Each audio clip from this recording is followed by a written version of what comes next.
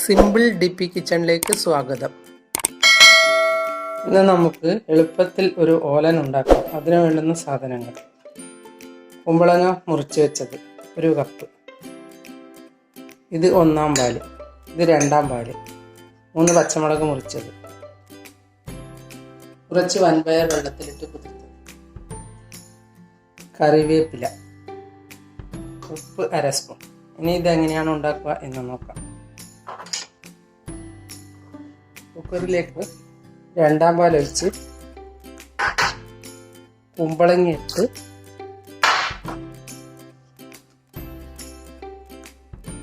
പച്ചമുളക് ഇട്ട് ഉപ്പ് ഇട്ട് കുക്കർ അടച്ച് ഒരു 3 ആവി വരുന്നവരെ വേവിക്കുക. പയറും ഇടണം, മറന്നു വെക്കും. ഇനി നമുക്കൊന്ന് വേവിച്ചെടുക്കാം. ഇനി നമുക്കൊന്ന് തുറന്നു നോക്കാം.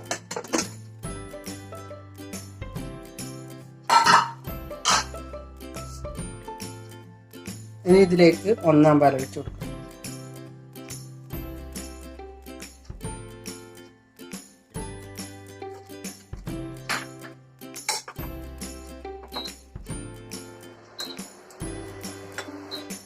ഒന്നാം പാൽ ഒഴിച്ചു കഴിഞ്ഞാൽ തിളക്കേണ്ട ആവശ്യമില്ല.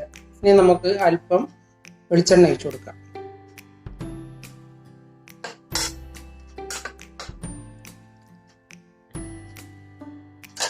ഇനി കുറച്ച് കറിവേപ്പില കൂടി പൊട്ടിച്ചിട്ട് കൊടുക്കാം.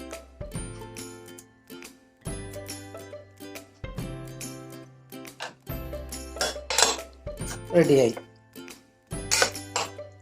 ഒന്ന് നിങ്ങളും ഉണ്ടാക്കി നോക്കൂ.